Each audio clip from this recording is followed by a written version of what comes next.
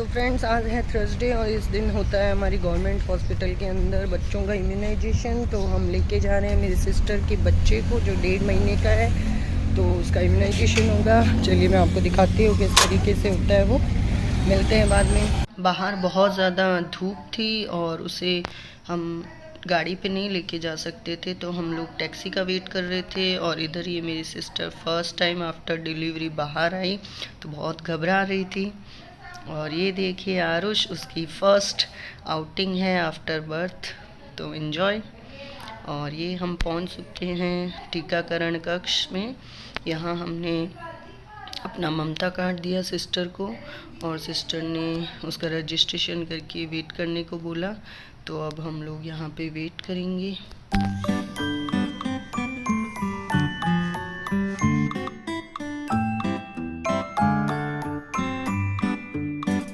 पे आरुष देखिए अपनी मस्त नींद में है, जो उसकी बहुत जल्दी टूटने वाली है। ये अब देखिए उसका होगा इम्यूनाइजेशन।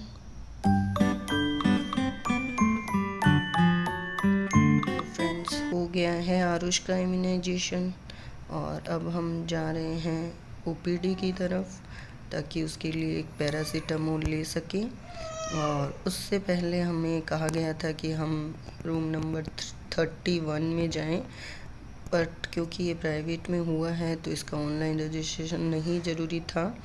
और उसके बाद हम आ गए यहाँ पे ओपीडी स्लिप लेने, और यहाँ ओपीडी से हमने उसके लिए मेडिसिन लिखवाई और यहाँ हम लाइन में लगे मेडिसिन लेने के लिए, जो भी फ्री मिलती है, सारी फ्री ऑफ कॉस्ट। पैरासीटामोल हमने ली यहाँ पे सिरप, और फिर हम लोग हो गए रवाना वापस अपने घर के लिए।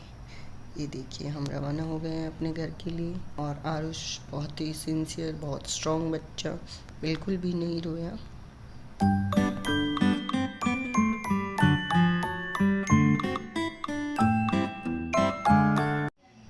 ये है हमारा घर, हम पहुंच गए।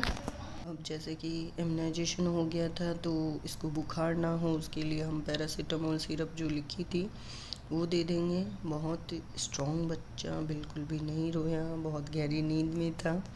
और यहाँ इंजेक्शन लगते हैं क्या? लगे हैं इसको, 1.5 महीने का है ना, इसलिए 3 इतने छोटे इंजेक्शन ज़रूरी है ना, ये स्ट्रॉन्ग बनेगा। कई दवाएं इसके बीमारियां जो होगी ना वो दूर हो जाएगी, कई बीमारियां इसकी, है ना। आरू बीपी खड़ा हो जा बेटू। देखो स्ट्रॉन्ग बच्चा है, स्ट्रॉन्ग बच्चा, रोया नहीं, ज़्यादा नहीं रोया। अब मम्मा करेगी पानी, ठंडे पानी का सेक, और मौसी दे देगी दवाई। हेलो, ये ब्रेन क्यों ओए हेलो, ब्रेन दिख रहा है? ब्रेन ब्रेन हाँ, तो अलग अलग होता है। तो हेलो, उड़ गया उड़ गया उड़ गया। यहाँ पे हम इसको दे रहे हैं 0.5 ml पैरासीटामोल।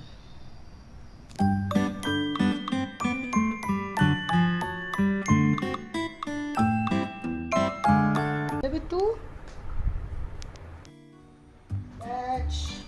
हो गया, हो गई, डन डन डन।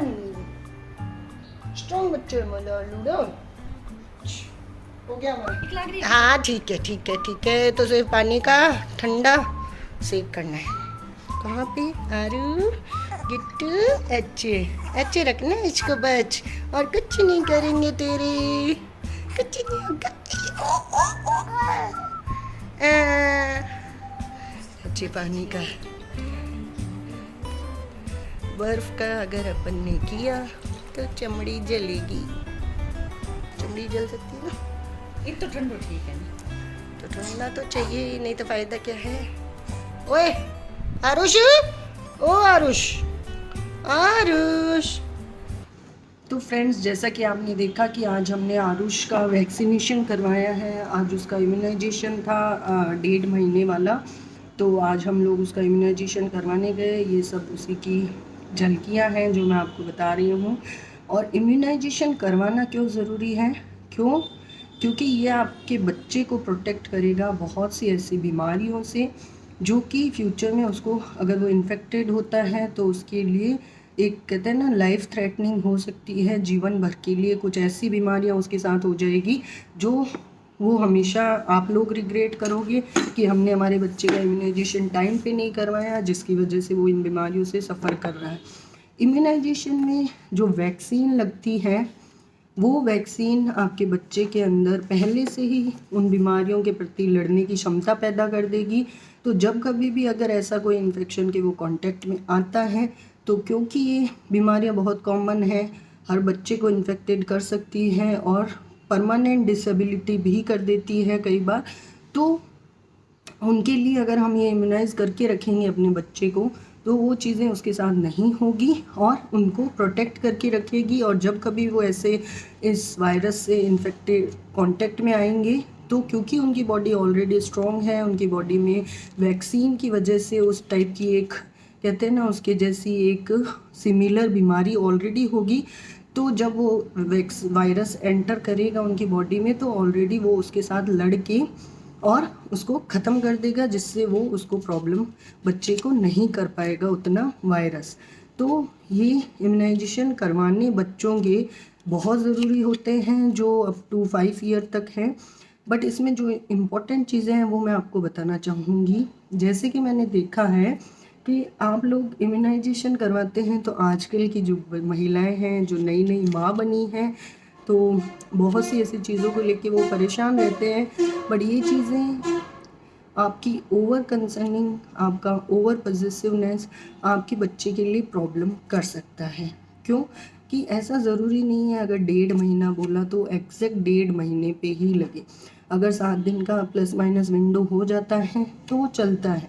बट जैसे कि मेरी खुद की सिस्टर, वो इतना ज़्यादा परेशान थी क्योंकि आरुष की जो डेट थी वो 24 सितंबर था, तब से उसको नहीं लगा तो वो कंटिन्यू, अरे दीदी कब लगाना है, कब लगाना है, कब लगाना है। और मेरा उसके साथ इसी चीज़ को लेके बहुत ज़्यादा, कह सकते हैं, बहस हुई है कि भाई अगर कुछ विंडो ऊपर नीचे हो जाएगा तो ऐसा कुछ प्रॉब्लम नहीं होगा, हम नहीं करवाएंगे इम्यूनाइजेशन तो प्रॉब्लम होगा। फिर आज हमने करवाया, उसका जाके इम्यूनाइजेशन करवाया।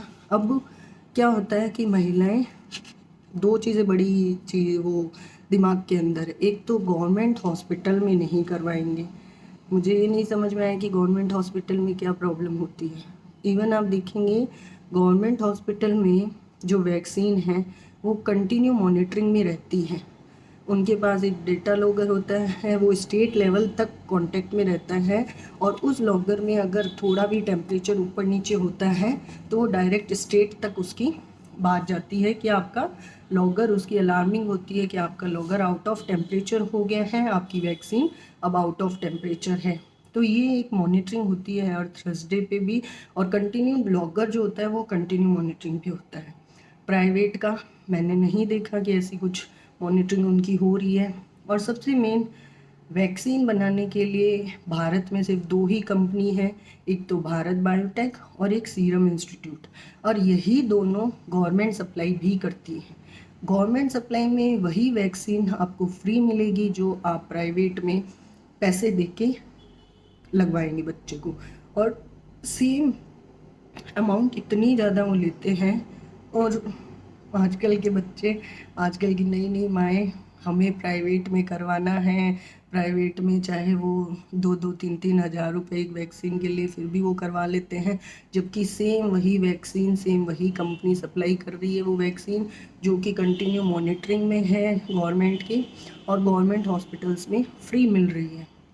और आप वो जाके प्राइवेट में पैसे दे के लगवाते हैं, जिसकी मॉनिटरिंग का किसी को कुछ नहीं पता। तो मैं यही बोलूँगी कि आप गवर्नमेंट हॉस्पिटल में जाके ही अपने बच्चों का इम्यूनाइजेशन करवाएं।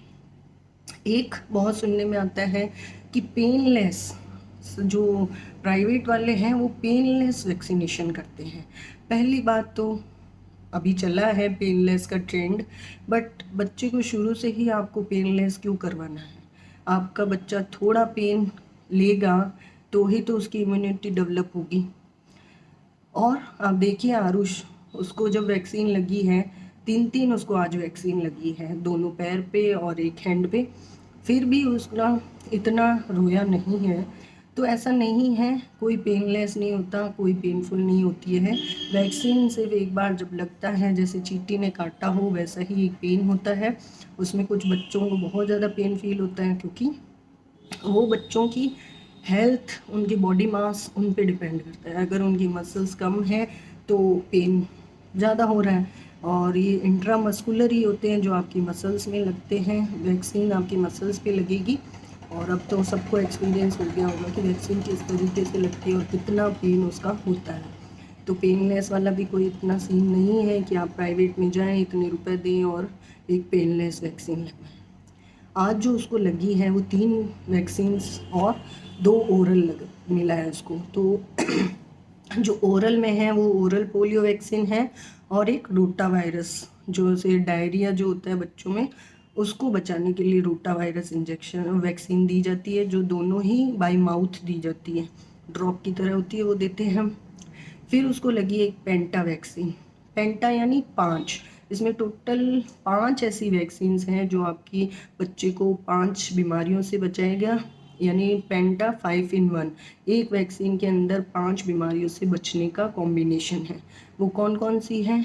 Diphtheria, whooping cough, tetanus, polio या हेपेटाइटिस बी में से, और एक नई जुड़ी है वो है हिब। हिब है हीमोफिलस इन्फ्लुएंजा टाइप बी। ये करके एक जो आपने देखा था इन्फ्लुएंजा वाला भी, तो उसकी वजह से बच्चों में पहले से उसके अगेंस्ट इम्यूनिटी डेवलप कर दे। तो पेंटा वैक्सीन का अब गवर्नमेंट ने कर दिया, तो पेंटा वैक्सीन लगती है जिसमें 5 बीमारियों से बच्चा बचता है।